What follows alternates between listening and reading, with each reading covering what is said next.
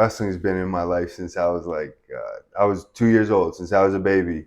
My eldest sister, who is 11 years older than me, she would always have it on the TV. So growing up, like I literally have videos still on like a cassette when I was 2 years old, dancing to Shawn Michaels in my underwear, and Hell yeah. yeah, I've just loved it and been passionate about it since I was a baby. Yeah, Well, so who are some of your favorites growing up? some of my favorites. You know what? Like my favorite era, I would have to say, would be the Attitude Era. I was born in '95, so I was, you know, 2000, the early '90s. But my favorite, I would say, Stone Cold Steve Austin, Undertaker, uh, The Rock. Uh,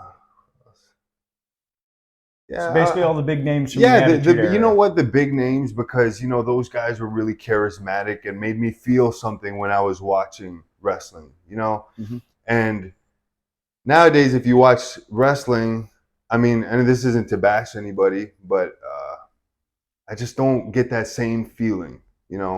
And a lot of the things that Al teaches is it's not about what you do, it's why you do it. You're selling the character and you're not selling the moves. And that's what, you know, I don't see that a lot nowadays. I don't see really cool characters that I want to be like, you know. But growing up, you know, yeah, I was raised right and I had good manners, but there was a part of me that would like tell all the kids at school, hey, suck it, or you Right. know, give people the finger. You know, everybody wanted to tell their boss like "f you," because you know, and Stone Cold was that guy. And you know, Al made a good point. He said to me, people didn't come to watch Stone Cold do an arm lock or have this great professional wrestling match. They came to see him have a Texas beatdown and crack a couple beers and have a party. You know what I mean? So yeah, those guys were definitely my favorite. And stuff like that resonated with you and eventually led to you getting into the business. Now you're a tall, fit guy. I'm guessing you played some sports in school. Absolutely, What'd you yeah. play? I played football. Okay. I played tight end, defensive end, linebacker, and football was like just one of the best times in my life, you know. And I always say this to all the kids, any kid, you should always play sports, because sports taught me so many things. It taught me discipline, it taught me commitment, it taught me teamwork, it taught me loyalty, it taught me leadership. All of these qualities you can take from sport and you can apply that to life, right? So, like, I think sport is so important. I also played basketball. I did get an MVP award in my junior year, grade 10, on a team filled with guys who are now playing in the NCAA. That's awesome. And like everybody's went on to play basketball. I didn't. I'm a pro wrestler now, but you know, that was pretty cool. I was that gritty Dennis Rodman kind of player. Okay. I would grab the rebounds, pick up the intensity. You know, I wouldn't score a single point, but I would make a whole lot of difference when I was on the court, because I would just bring the intensity, the energy that my teammates needed to feed off of. Sure. You know, so I try to teach the young kids today who are, you know, aspiring athletes, you know, you have to just get the small things right. You know what I mean? Like, Hmm.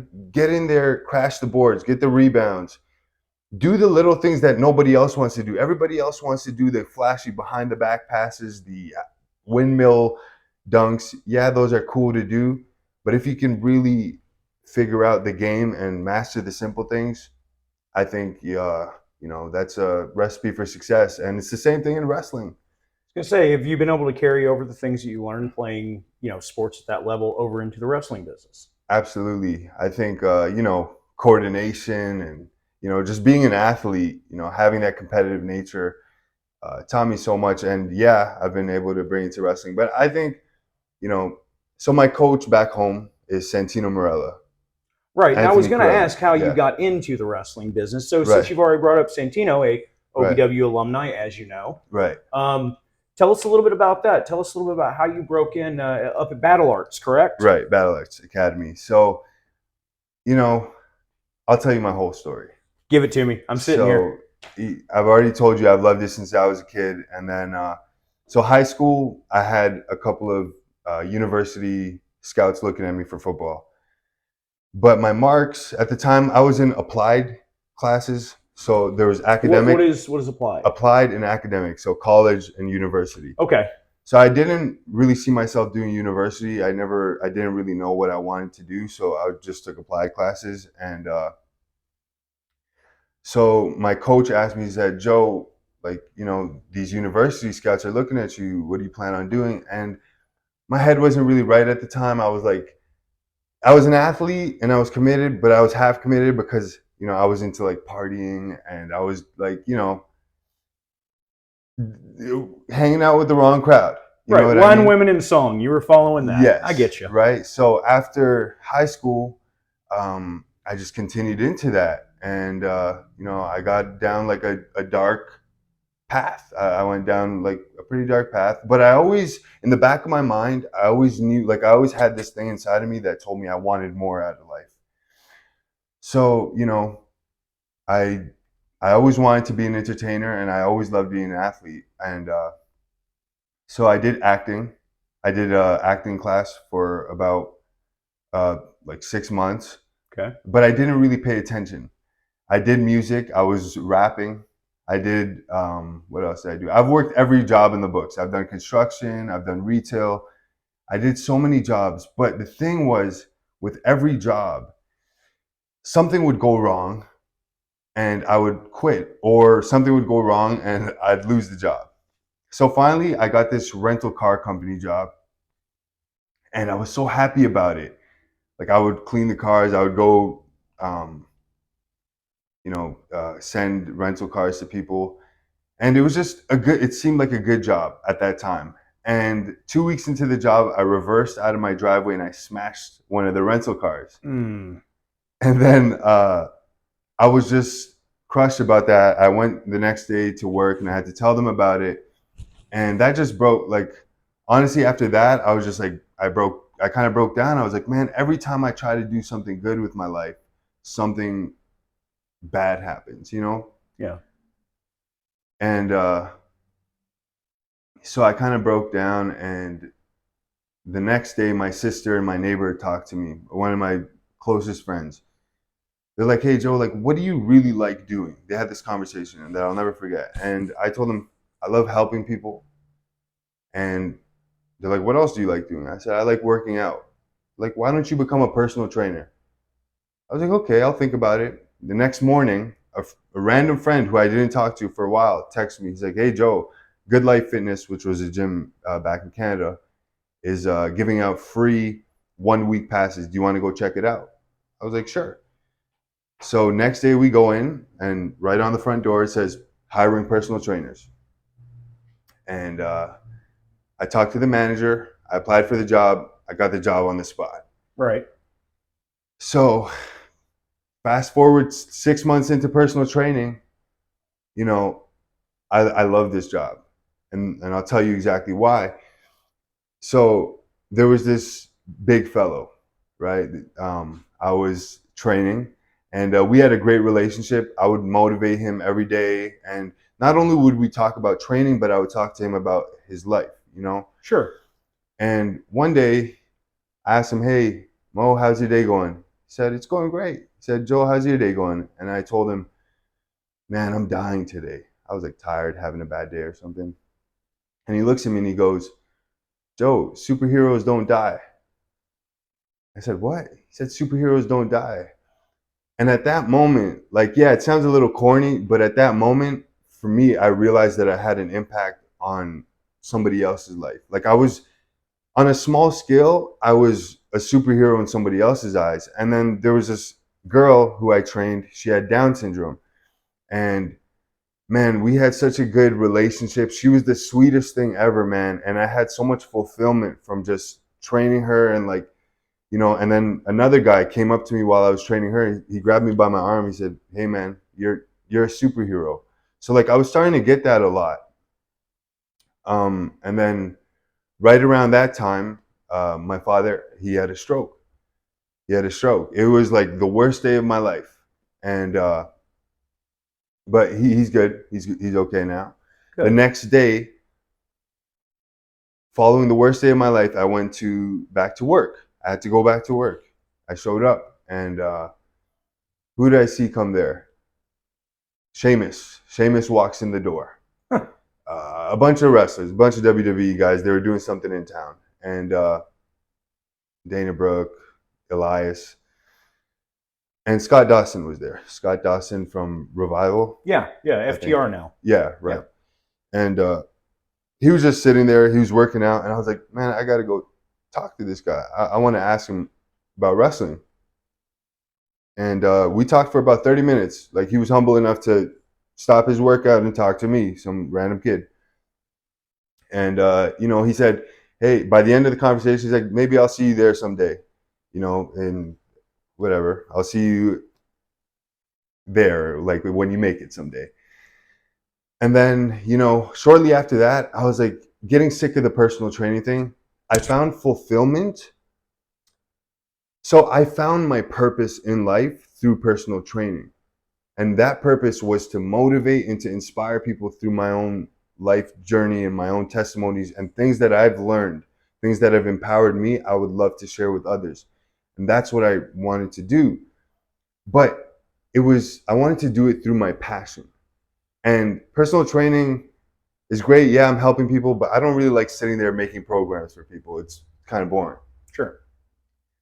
So I said, why not do it through the one thing that I've loved since I was a little kid, and that's professional wrestling. And I already told you, I always wanted to be an entertainer. I was an athlete my whole life. It's perfect Sports fit. entertainment. Yeah. You know what I mean? And it's the one thing that I've loved. And so the next day, I quit my job. Then I went to Santino's gym, Battle Arts Academy.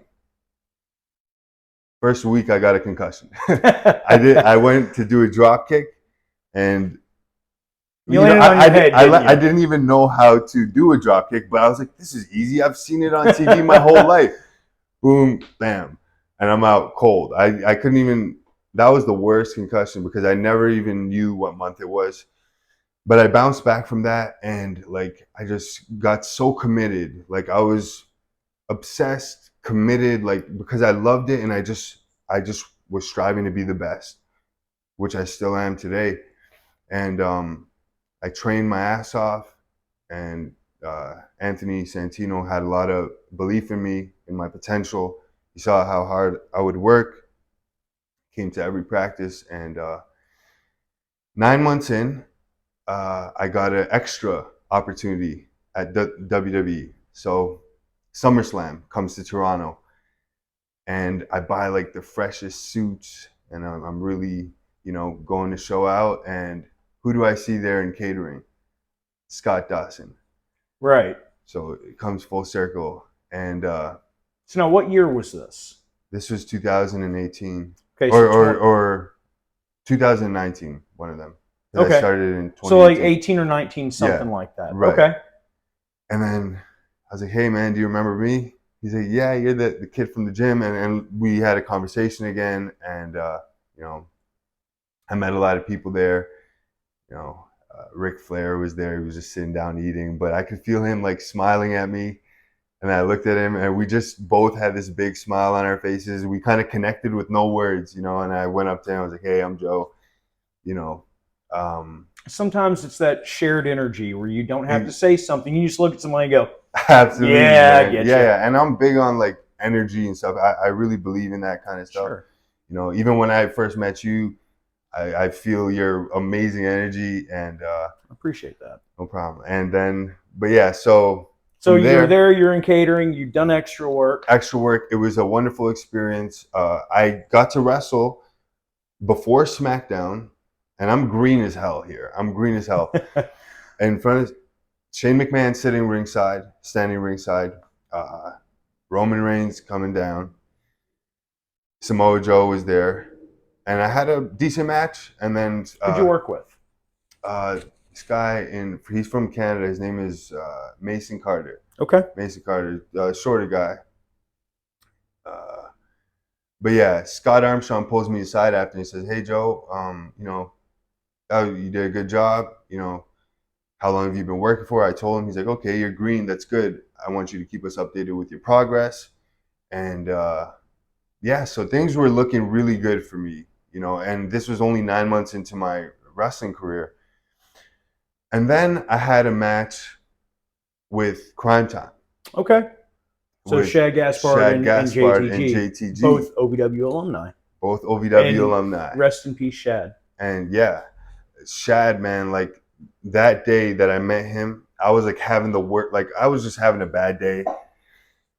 And I remember him just coming up to me and he's like, "Hey man," like he kind of gave me that energy, like pick yourself up, like, and he told me this thing about tall, dark, and handsome. He's like, "Man, women have love, like tall, dark, and handsome is the woman's ideal from the beginning of time. Like, don't trip, man. Like, look, think about what you got," kind of thing. And he spent like 7 hours prior to my match that day with him, just teaching me, telling me stories, like taking that time, really like bringing me in like a brother. You know what I Yeah. mean? And I really appreciated that. Like, man, that meant so much to me. And even after the match, like I was hurt about something, like something personal related. And like I kind of broke down and he hugged me. He told JTG to close the door to like kind of protect me.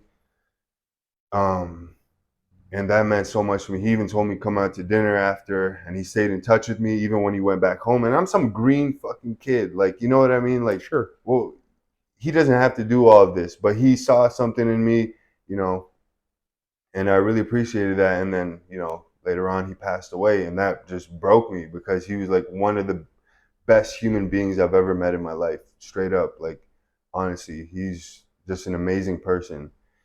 Um, but yeah, moving from that, like, then the pandemic hit shortly after. Right. And then that's where I was going to go is, Right, you've got all these things happening for you and things seem to be going great. right.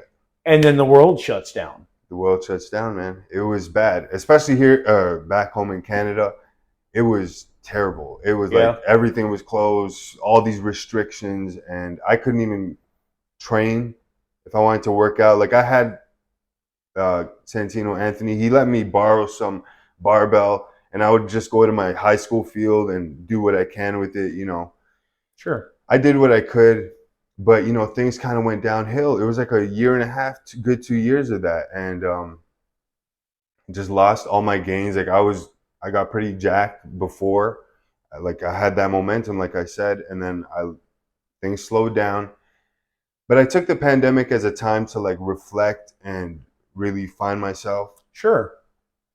And yeah, I fasted for 10 days straight, which was a pretty cool experience. Okay. I do suggest that everybody does try that at some point in their lifetime. It's called the Master Cleanse, where you just drink lemon water, water with lemon in it. Sure.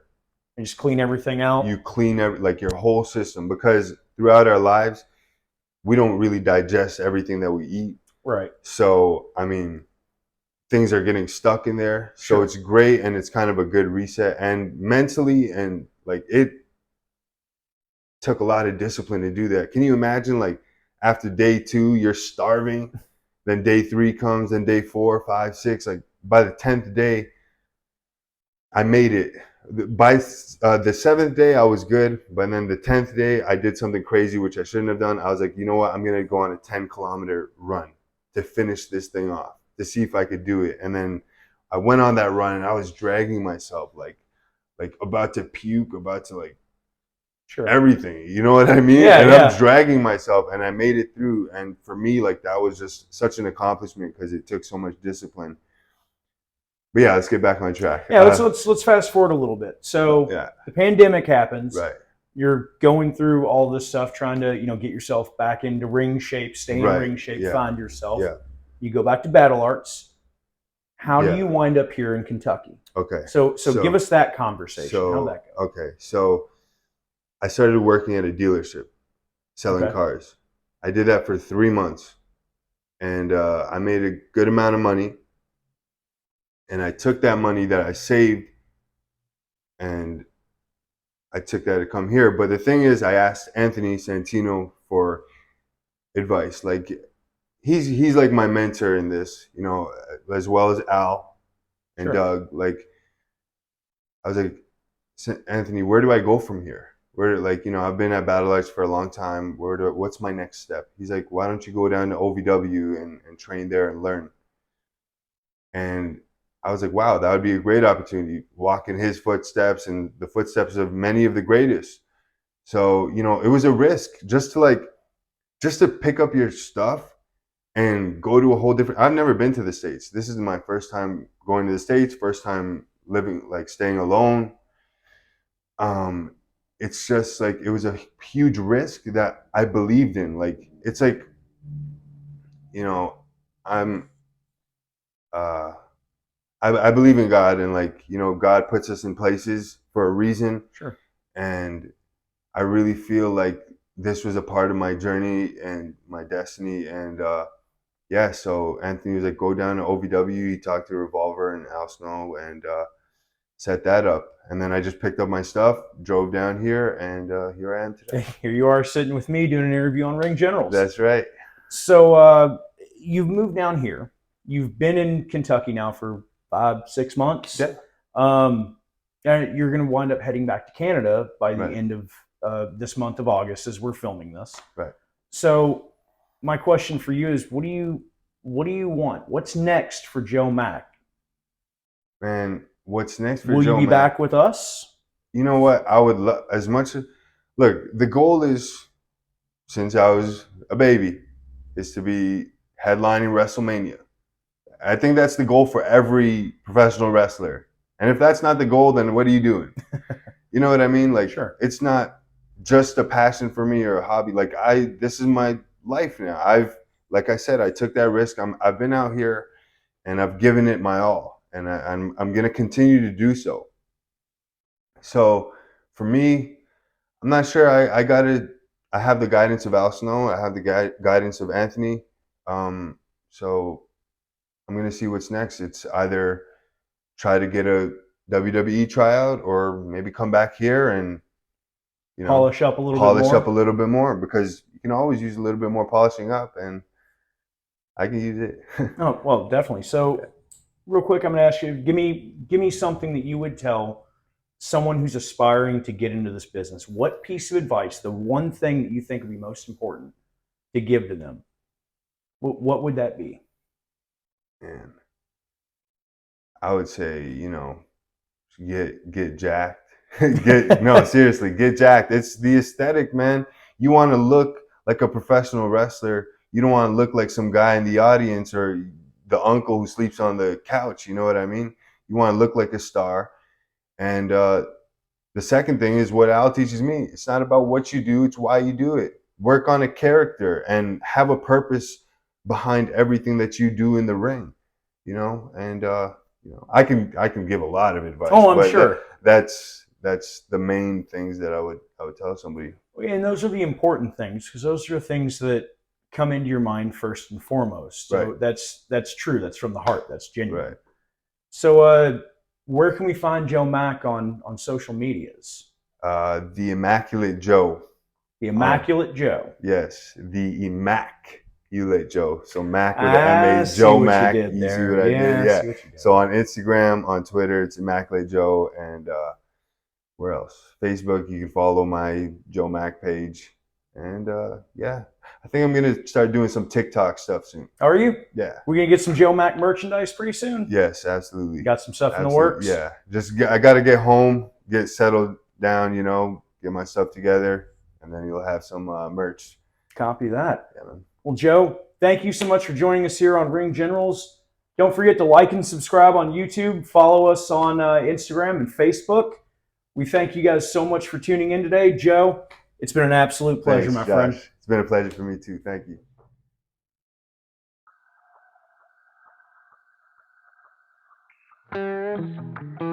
you.